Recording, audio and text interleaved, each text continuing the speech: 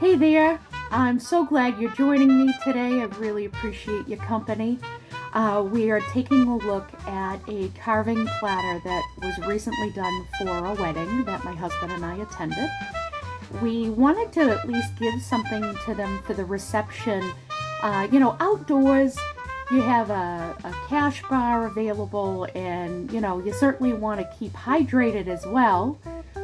So I thought, what better way to contribute was giving a fruit carving with an assortment of fruit so people had something to munch on.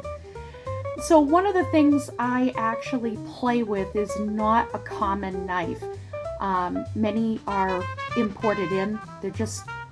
I don't know of a company that makes them here in the States. So I often have to go out of country in order to get the knives that I need. So the one knife that I do work with quite often is this one here. It's a non-conventional one, only because most of these types of knives, they should be round. But my fingers are so arthritic with gout, sometimes I have to use this just to be comfortable. So as you can see here, it's quite slender, it's small. In fact, I'm just going to hold up my pinky finger. It's almost the length of my freaking pinky finger. Let's get real. And it is super sharp. I can certainly say when I first got involved in this 11, 12 years ago, I had my fair share of little nicks and cuts and pokes, and it was not fun. Yeah, one would think that would happen. But I do have an assortment based on how I'm feeling physically. Sometimes I prefer this particular knife just because I can hold it better like a pencil. But there are rounded, there are wooden, there are metal. So it really depends on what I'm working with. So for this project, I am going to show you exactly what went into this and how it came out. So I hope you enjoy it. And as we get started, yes, I am a glove user. I'm preparing food for people at a wedding I'm going to, so I treat it as if it were a regular order. So I've got my washed, dried hands getting all gloved up in these really cute yellow gloves. They're cute, you have to admit it. So we're doing a fruit platter with a carving. I'm going to take a look at this wedge of watermelon here because I want this for slicing purposes. But I don't like boring, so I'm actually inspecting the surface and thinking to myself, I think this is going to take a knife very well. So we're going to use a V-cutting tool. And in a channeling action, we're going to channel out some of the peel here and give a very simple design. Basically, in a nutshell, I like sliced watermelon, but I don't like it in like huge slices. We've got people with cocktails that are going to be at this wedding. It's going to be a cash bar. So I thought it would be great to have something here that would complement the drinks and keep the kids happy with some fresh fruit. So we've got one pattern of lines done. We're going to go crisscross the other way and put the next set of lines in. This channeling cutting action is what we're doing. I love the look of this when it's all sliced up, and I'm going to actually show you what that looks like here. It's very basic in nature to do this. It's just simple. Sometimes things have to be simple. You don't have to get complicated with this because my main carving is going to be complicated enough. So I'm at the point where I'm just putting in final little small cuts into this wedge. I love having fresh fruit available for just about anything. I think it's great because not everyone can drink alcohol at an event. I know I don't dare having a beverage that's, outside in the hot air. So we're taking a knife and we're making some thin slices here into the watermelon. And if you could just group everything, you could go ahead and do this extra slice like I am. But again, this is for the purpose of light snacking, complement the cocktails that are being served, and perfect size for little kids that are looking for a nibble. And on the platter, we're going to arrange these slices just like this. So in essence, the pattern comes through slightly different and it looks so cool. And this also serves as a barrier on the platter for when the fruit gets piled on top. So it's multi-purpose. I do love a good fresh pineapple. Pineapple can be a bit of a pain. Sometimes it can come across as very potent, or it's just overly ripe. Oh my goodness. So I like to look for the pineapple that it's still mainly green on the outer skin. And as you can see here with my knife, I'm using a curved cutting action because I don't want to have those pineapple eyes and seeds. So we're going to get rid of that here with this curved cutting motion. And we'll get rid of all of that junk because we certainly don't want that affecting the flesh. Now, it's up to you if you want to remove the core. Personally, I save the core and I'll marinate it in vodka. It's kind of like an adult Jolly Rancher. Hint, hint, nudge, nudge, wink, wink. It's actually really good. So, for the sake of not everyone liking the core, I'm taking it out. And I'm going to just do a basic cut on these. These do not require a fancy cut. We're just doing a basic fruit salad, if you will. But I do want bite size. So try to keep your cuts as even as possible when you're doing a fruit salad. For me, this is going to be perfect. I know there's kids, there's going to be grandparents there. When it's warm out, I always look for the fruit. I don't want nothing else. Now, pineapple can be temperamental if you're working with it, so get it into a container on its own right away. Wipe your board. It's something that can break down everything else that you're working with because of bromelain. So we're going to move to cantaloupe. Guys, anytime you buy fresh melons or any fruit or vegetable for that matter, wash them before you cut them. You do not know what's on that surface. You don't know the dirty hands that have touched it at the store or even at the farm when they're harvesting it. So wash and then cut. And you're going to core out the seeds and the wiggly flesh out of there. And with smooth cutting action, with a curve motion, you're going to remove the peel. As you can see here, the peel is very thin. So I want to be careful about, I don't want to cut too much cantaloupe flesh out. But this is probably one of the easiest to carve the skin off of, in my opinion. Remove the green because that's very bitter.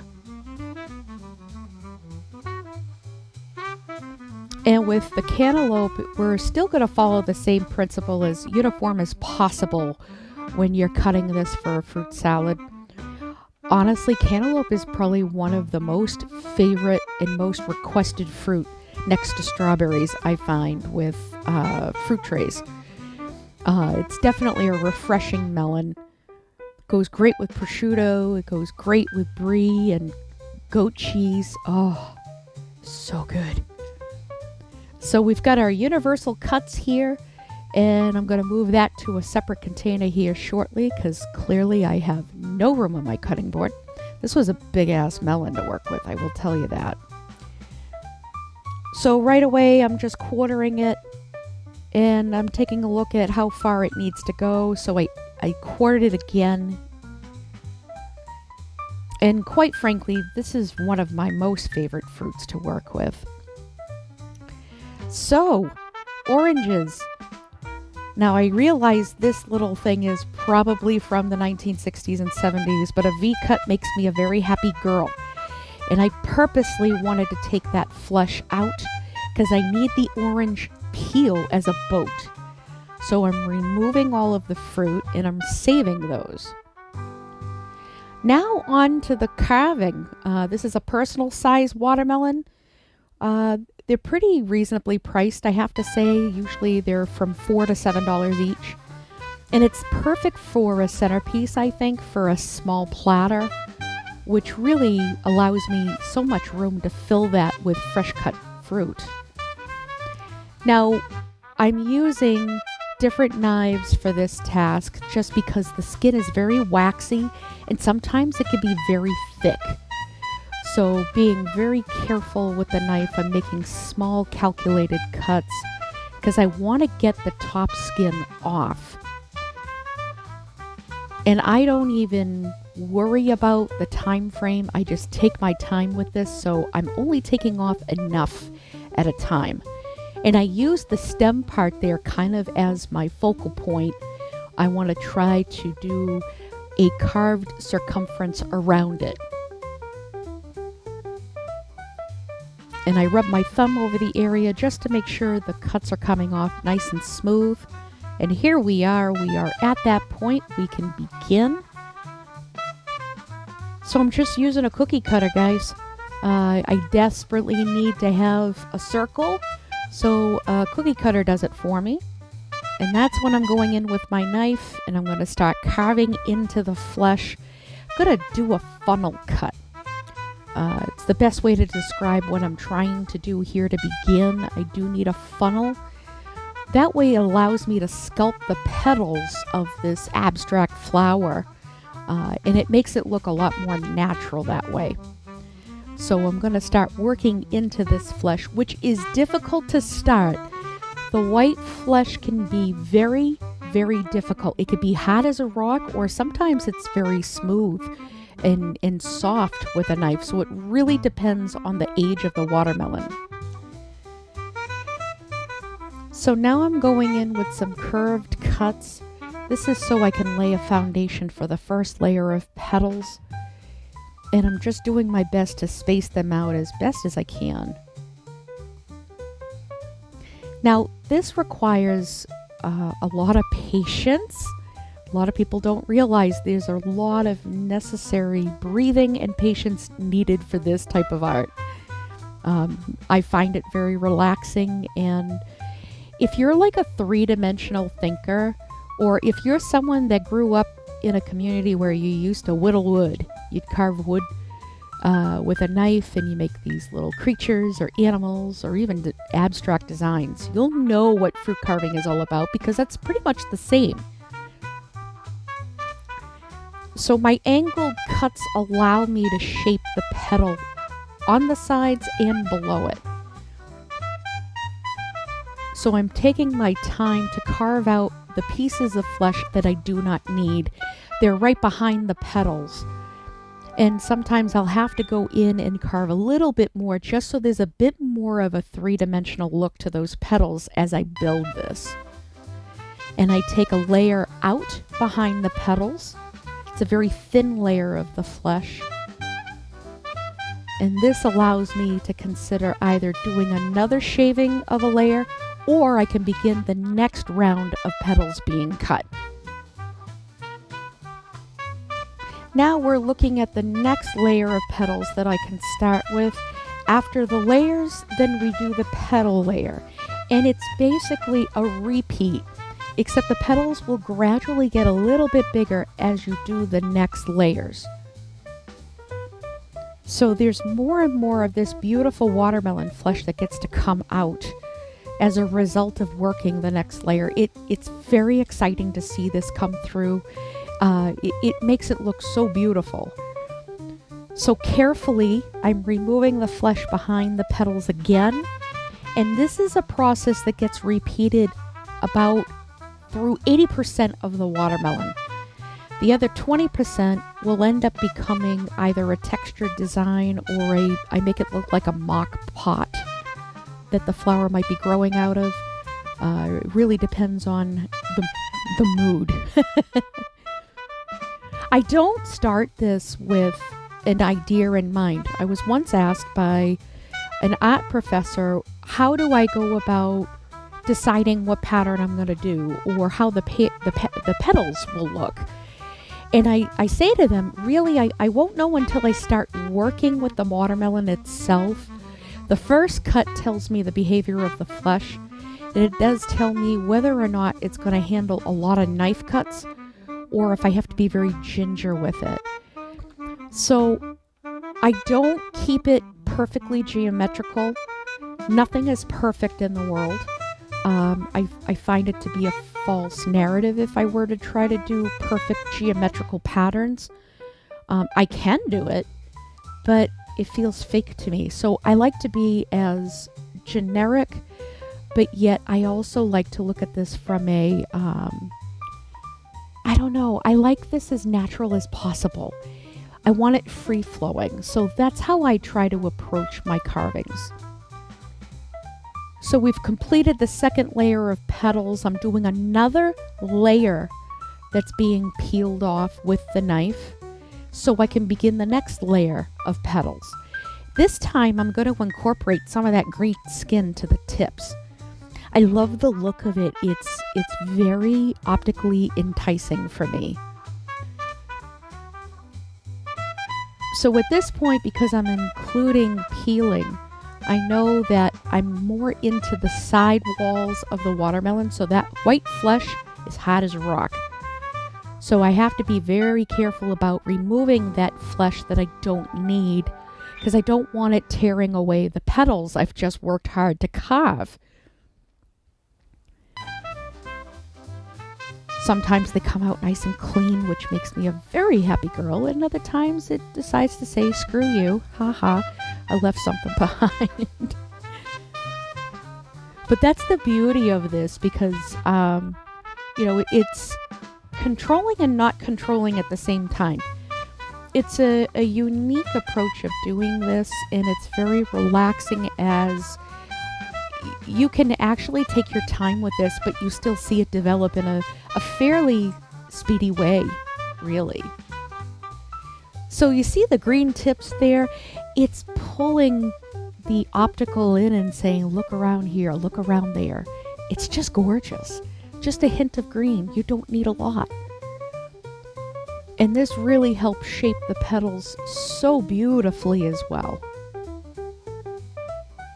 So carefully we're removing that flesh that I don't need from the sides and behind the petals, and I keep going until I am ready to say I'm done.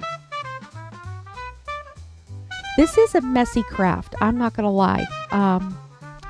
Typically I have a bowl in my area, but I lacked real estate because I had so much prepped fruit. But it is a messy product to work with. Certainly, I have to look at it from the standpoint of it gives me great joy to make these for people. I find a lot of satisfaction in this. So, screw it. I didn't have enough room for the bowl. Oh well. Now we're making more pronounced petals here. There's a little bit of a curve to them. More of that beautiful green watermelon skin is showing on them. I love the character that this builds. Typically, let's see, I have a list of questions that I've been asked in the past. Melanie, so how long does it take to do a carving? So it depends on if I'm doing a personal size watermelon or the big ones. It depends on complexity of the design. It depends on the type of design. Small watermelons, I can do one in an hour, sometimes 90 minutes. This one was a 90-minute watermelon because it was so hard as a rock. I certainly needed more time with this before I broke a finger. The big watermelons, holy crap. There are times it can take 3 hours. I think the longest I ever took would be, I think when I did in 2015, it took me 5 hours just because of intricacy and the depth of designs that I was putting into the watermelon. It just required that amount of time. But that also included periods of time to put the watermelon back in the walk-in so I could get it nice and cold. So it really depends. I had another question. I got papers in front of me. What gives you the inspiration? What gives you the inspiration for the design? Okay, that's a great question. The watermelon itself, the green striping you see, it's kind of like striates. I look to see if that's got a geometrical pattern to it, and sometimes I'll use that as my guide for where I want to place petals, how I want to insert the knife. It really depends. Then again, I also determine, do I want to do a rose-like pattern or a spiky flower like this one? It really depends. So I don't go into this with a plan.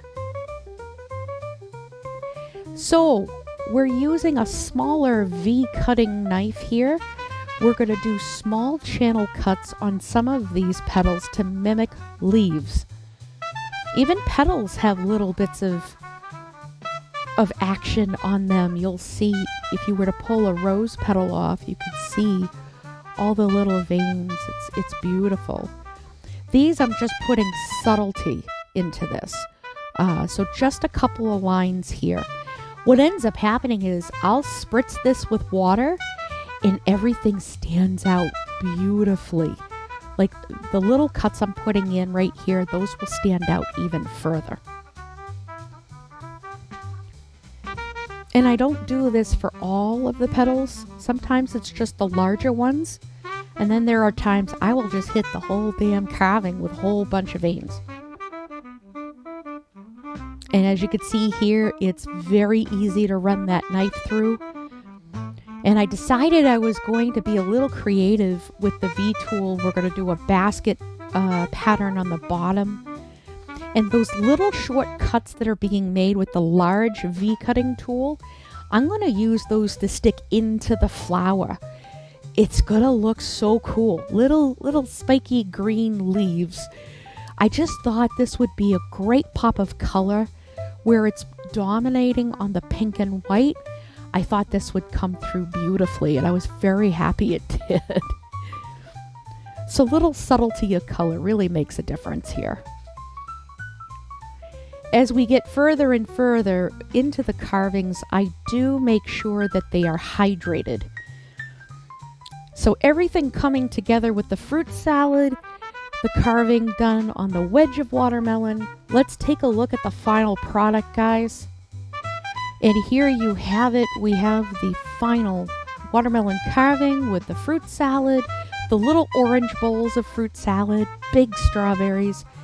How can you say no to this? And this was perfect for when we went outside because it was steamy. This was a big hit at the wedding, and I was so glad to be able to add to this for the bride and groom. Guys, I really appreciate you joining me. Thank you so much for watching. And as always, please stand by for more content. Take care.